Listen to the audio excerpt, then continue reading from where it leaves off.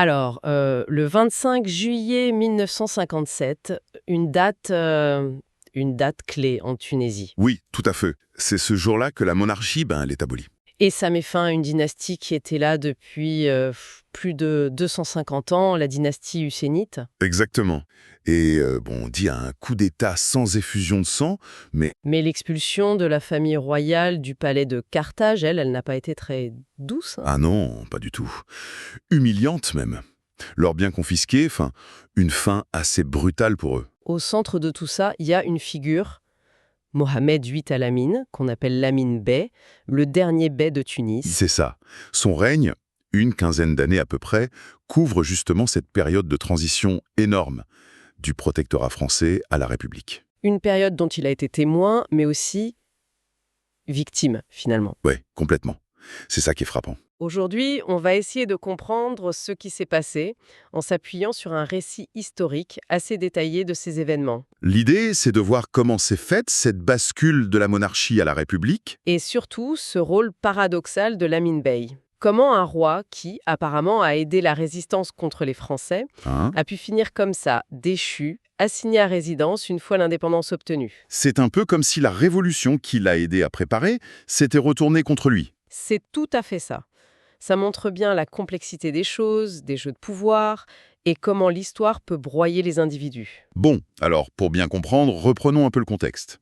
Cette dynastie husseinite. Fondée en 1705 par Hussein Ben Ali.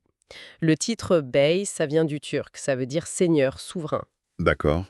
Et au début, il régnait sous quelle autorité? Ottomane. Oui, il y avait une suzeraineté ottomane, mais bon, c'était devenu assez formel avec le temps. Le vrai changement, c'est au 19e siècle. Ah oui. Qu'est-ce qui se passe?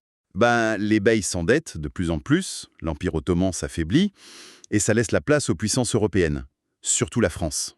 Et ça mène au fameux traité du Bardo, en 1881. Exactement.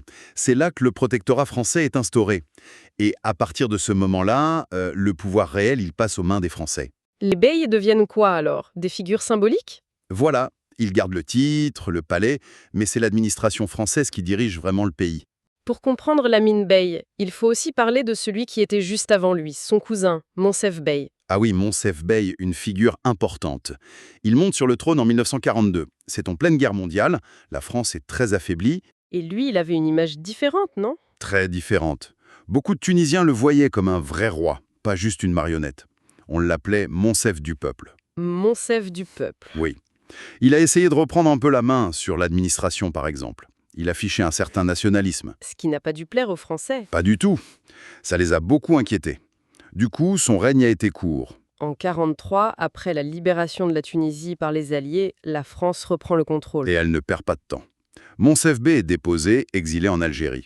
Officiellement pour ses positions nationalistes. Et c'est là qu'arrive l'Amin Bey. Précisément. Le 15 mai 1943, l'Amin Bey est choisi par les Français. Sans doute parce qu'il semblait plus discret, moins politique. Il avait quel profil? Et né en 1880, il était déjà prince héritier, marié, 12 enfants. Il connaissait bien le système du palais, mais il hérite d'une fonction qui n'a plus beaucoup de pouvoir. Donc au début, il joue le jeu que les Français attendent de lui. Discret, protocolaire. C'est ça. Il signe les textes qu'on lui présente. D'ailleurs, une partie de l'opinion le voit un peu d'un mauvais œil. Oui, parce qu'il arrive après l'éviction du populaire Monsef. On le voit comme peut-être un peu collabo. Disons qu'il est perçu comme moins légitime par certains nationalistes. Il vit assez reclus dans son palais. Mais il va y avoir un tournant, c'est ça? Oui, un événement qui semble tout changer pour lui. La mort de Monsef Bey en exil en 1948. Ah. D'après Ahmed Mestiri, une figure politique importante qui écrira là-dessus plus tard, l'Amin Bey a été très affecté. Et c'est à partir de là qu'il aurait décidé de changer de camp, en quelque sorte. C'est-à-dire? Il commence à soutenir la résistance, Oui, mais en secret. très secrètement. Il aurait commencé à détourner une partie du budget du palais pour aider la résistance. Ah oui, quand même. Et pas que de l'argent, apparemment, hein. Non, on parle aussi de soutien matériel, des tonnes de blé, de céréales fournies au réseau nationaliste. Et il y avait même des rencontres secrètes. Figurez-vous, des rencontres de nuit au palais, avec des leaders comme Ferhat Tached, le syndicaliste, ou Monguislim, du parti Néo-Destour. Mais c'est fou, il venait comment? Parfois déguisés en personnel d'entretien, pour pas se faire repérer par la surveillance française. C'était extrêmement risqué pour le bey. J'imagine. Les Français, c'était sa seule protection, finalement. Exactement. Il jouait un double jeu très dangereux. Surtout qu'après la mort de Monsef, il se voyait peut-être comme le seul souverain légitime investi d'une mission. Et ce soutien, il va encore plus loin. Apparemment, oui. Le récit mentionne qu'il aurait accepté de fournir des armes au mouvement de lutte armée. Des armes? Là, ça devient... Oui, là on franchit un cap. C'était principalement le mouvement lié au néo-destour de Bourguiba qui menait cette lutte armée. C'est là que ça devient vraiment intéressant, cette dualité. Tout à fait. Au début des années 50, la lutte armée s'intensifie donc, avec cet appui discret du bey, et Bourguiba devient la figure centrale. La France réagit comment? Par la répression, bien sûr. Ils se doutent qu'il y a un soutien interne. Ils finissent par arrêter Bourguiba et l'exiler en 1952. Ils pensent calmer le jeu comme ça. Mais Lamine Bey continue son soutien gueuffé? Oui, il essaie même un truc assez incroyable, lui décerner une décoration alors qu'il est en exil en France. Et Bourguiba accepte? Eh bien non, curieusement. Il refuse. La source parle même d'une lettre assez sèche de Bourguiba qui accuse le bey de ne pas en faire assez, voire de trahir. Ah oui, déjà des tensions alors. Peut-être un malentendu ou les prémices de ce qui va suivre. Difficile à dire. En tout cas, la lutte continue et la France est obligée de négocier. Oui, en 1955. Négociation avec Bourguiba, qui est toujours en prison ou en résidence surveillée, et ça aboutit à l'accord sur l'autonomie interne, signé le 3 juin 55. Et là, Bourguiba rentre à Tunis. En héros. Alors, le 1er juin 55. Accueil triomphal, une foule immense. Et le bey, dans tout ça, Il approuve l'accord d'autonomie. Il demande même à ses ministres d'aller accueillir Bourguiba. ce retour de Bourguiba, c'est un moment fort, visuellement aussi. À cheval, c'est ça? Oui, la fameuse image de Bourguiba traversant Tunis à cheval, alors qu'apparemment il savait à peine monter. Il aurait appris juste avant. Incroyable. C'est de la mise en scène politique pure. Qu'est-ce qui est fascinant ici, c'est vraiment le moment où la perception populaire bascule complètement. Bourguiba devient l'incarnation de la nation. Le rôle du bey, même s'il a aidé en secret, passe au second plan. Il y a une anecdote au palais qui montre bien ça, non? Oui, lors de leur rencontre, Bourguiba refuse que le bey soit assis sur un trône, un siège plus élevé. Il exige une chaise au même niveau. Ah oui, le symbole est très fort. La fin de la déférence. Exactement. Et Lamine Bey, lui, accepte. Calmement, dit-on. À partir de là, on a une sorte de pouvoir à deux têtes. En théorie. Mais en pratique, le pouvoir glisse de plus en plus vers Bourguiba. Il est le leader populaire, le bey reste le chef d'État symbolique. Et Bourguiba propose une assemblée constituante? Oui, officiellement pour écrire une constitution. Mais l'objectif réel, c'est de réorganiser le pouvoir à son avantage. Le bey accepte. Puis vient l'indépendance totale le 20 mars 1956. Suivi par les élections pour cette fameuse assemblée constituante. Le bey les approuve aussi. Et le résultat est sans surprise? Race de marée pour le parti de Bourguiba, le néo-destour. 99 sièges sur 109. Il y avait même un slogan de campagne un peu prémonitoire. Aux urnes, ya Reis. Oui, aux urnes, au président. Certains y ont vu un message direct au bey. Prépare-toi, la République arrive. L'étape d'après, c'est presque ironique. Oui. Lamine Bey nomme lui-même Bourguiba Premier ministre, ou grand vizir selon l'ancienne terminologie. Et en faisant ça, il lui donne les derniers pouvoirs qui lui restaient. Il devient quoi alors? Un roi sans pouvoir? Une sorte de monarque constitutionnel sans constitution, dont le rôle se limite à signer les décrets préparés par Bourguiba. Les humiliations symboliques commencent aussi, non? Oui. À l'Assemblée, Bourguiba fait l'éloge de Monsef Bey, le roi résistant, mais ignore Lamine Bey, qui est présent. Ouch! Les symboles royaux, l'emblème des Hussenites, sont retirés des bâtiments officiels. Le bey ne vient plus au palais que le jeudi pour signer les papiers. Ça devient intenable. Il aurait tenté quelque chose? D'après sa petite fille, la princesse Salwa Bey, oui. Début 1957, il aurait proposé à Bourguiba d'abdiquer lui-même et de proclamer la République. Pour une transition en douceur, peut-être pour sauver l'honneur. Et Bourguiba? Refus catégorique. Pire, il aurait menacé la famille de mort s'il faisait ça. Ah oui, violent. Donc Lamine Bey se retrouve piégé. Il attend, résigné. La source dit « comme un lion blessé ». Et la fin arrive vite, en juillet 1957? Oui, tout s'accélère. Le 15 juillet, la garde du bey est démise, remplacée par des hommes de Bourguiba. Le palais sous contrôle. En même temps, des rumeurs commencent à circuler sur la famille royale. Exactement. Scandale financier, histoire de mœurs. Vrai ou faux, ça sert à préparer le terrain. Et il y a cet incident avec le prince Salahidine. Oui, le 19 juillet. Un accident de voiture, un militaire renversé. Ahmed Mestiri suggère que ça pourrait être une provocation montée de toutes pièces. Pour discréditer la famille auprès des ambassadeurs étrangers? Probablement.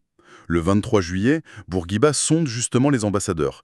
Comment réagirait-il si le bey était déposé? Il s'assure de leur neutralité. Et le soir même? Réunion secrète avec ses proches.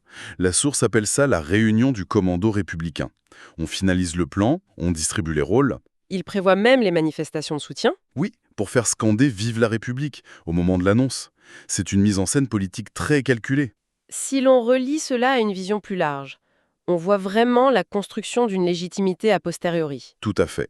On prépare le coup d'État institutionnel et on organise la validation populaire en même temps. L'Assemblée constituante. Bourguiba prend la parole. Un long discours très à charge contre toute la dynastie husséinite qualifiée d'étrangère. Et il accuse Lamine Bey de trahison. D'autres députés renchérissent, j'imagine. Oui. Puis, le président de l'Assemblée, Jalouli Farès, lit un texte très court. Abolition de la monarchie, proclamation de la République. Et le vote? À main levée, unanime. Dehors, les manifestations de joie éclatent comme prévu. Vive la République, vive Bourguiba! Et pendant ce temps, au palais? Une délégation officielle arrive pour notifier sa destitution au bey. Idriss Guiga, le chef de la sûreté, Ali Bellouane, Ahmed Mestieri. Quelle est sa réaction? D'une sobriété incroyable, selon Mestieri. Il aurait juste dit « Allah Ibarek », que Dieu bénisse. Quelle dignité! Mais ce qui suit l'est beaucoup moins. Ah non! L'expulsion est brutale. Interdiction d'emporter quoi que ce soit de personnel. L'anecdote des chaussures de la princesse Salwa. Oui, racontée par elle-même. Elle a 16 ans. Un fonctionnaire lui demande si ses chaussures sont neuves. Elle dit oui. Il les lui confisque, propriété de l'État. C'est terrible. Elle marche pieds nus jusqu'à la voiture. Oui, avant qu'un soldat pris de pitié lui donne des sandales en plastique. Elle raconte aussi avoir vu l'épouse et la sœur de Bourguiba mettre la main sur les bijoux des princesses. Des inventaires ont confirmé ça.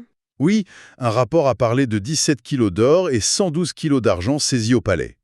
La brutalité symbolique est énorme. Où est-ce qu'on les emmène? En résidence surveillée, à Manouba, dans un ancien palais hachémi, qui deviendra plus tard une prison pour femmes. Et les conditions sont dures? Très dur au début. Une toute petite allocation pour toute la famille. Ils dorment sur des cartons. Le bey demande ses vêtements, Bourguiba refuse. Il aurait porté les mêmes habits de juillet à novembre. L'humiliation continue. Oui. En octobre 58, on les déplace à la Soukra, une résidence plus modeste. C'est là que son épouse, Lala Jenina, subit un interrogatoire très dur. À propos de quoi? Des bijoux qu'elle aurait cachés. Elle en revient tuméfiée, très choquée. Elle meurt peu après, en 1960. Quelle tristesse.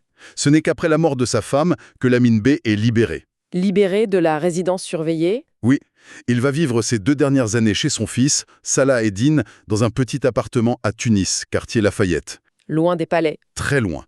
Il meurt le 30 septembre 1962, à 81 ans.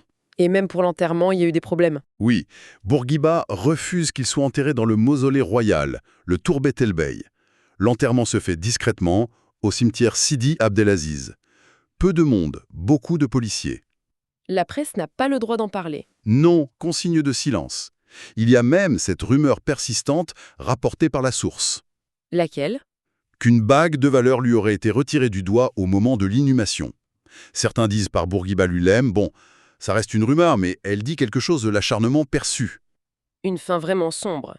Comment expliquer une telle dureté de la part de Bourguiba, au-delà de la politique? Le récit historique qu'on suit propose une hypothèse, une racine plus ancienne, plus personnelle. Ah oui, racontez. Ça remonterait à l'enfance de Bourguiba, ou plutôt à l'histoire de sa famille. En 1861, sous Sadok Bey, un autre bey océanite. Qu'est-ce qui s'est passé? Le grand-père de Bourguiba aurait participé à une révolte paysanne. Répression très dure menée par un général du bey, Ahmed Zarouk. Le grand-père est arrêté, une rançon est exigée. Et la famille Bourguiba était pauvre? Très pauvres apparemment, ils doivent vendre leurs maigres biens pour payer. Et c'est le père de Bourguiba, enfant à l'époque, qui doit apporter l'argent. Et il aurait vu son père humilié? Oui, traîné, peut-être enchaîné. Une scène traumatisante. Et l'hypothèse, c'est que Bourguiba n'a jamais oublié ça. C'est ça, que cette humiliation familiale aurait nourri une haine profonde contre toute la dynastie husséinite. Ça expliquerait non seulement sa volonté de les renverser, mais aussi ce besoin de les humilier à leur tour. Cela soulève une question importante. Jusqu'à quel point les motivations personnelles peuvent-elles influencer le cours de l'histoire? C'est une question vertigineuse, en effet. Si c'est vrai, Ça voudrait dire qu'une vieille blessure familiale a joué un rôle majeur dans la fin d'une monarchie vieille de 250 ans. C'est une perspective assez troublante. Donc, pour résumer le parcours de Lamine Bey, c'est l'histoire tragique d'un souverain pris dans les remous de l'histoire. Oui, figure symbolique sous le protectorat, puis soutien secret de la résistance, avant d'être balayé et humilié par celui qui l'a, d'une certaine façon, aidé à revenir au pouvoir. Une vie commencée dans les ors des palais, terminée dans un petit appartement dans l'oubli et l'amertume, sans même un merci pour son rôle, aussi ambigu soit-il. Ça nous rappelle que l'histoire est rarement simple, hein.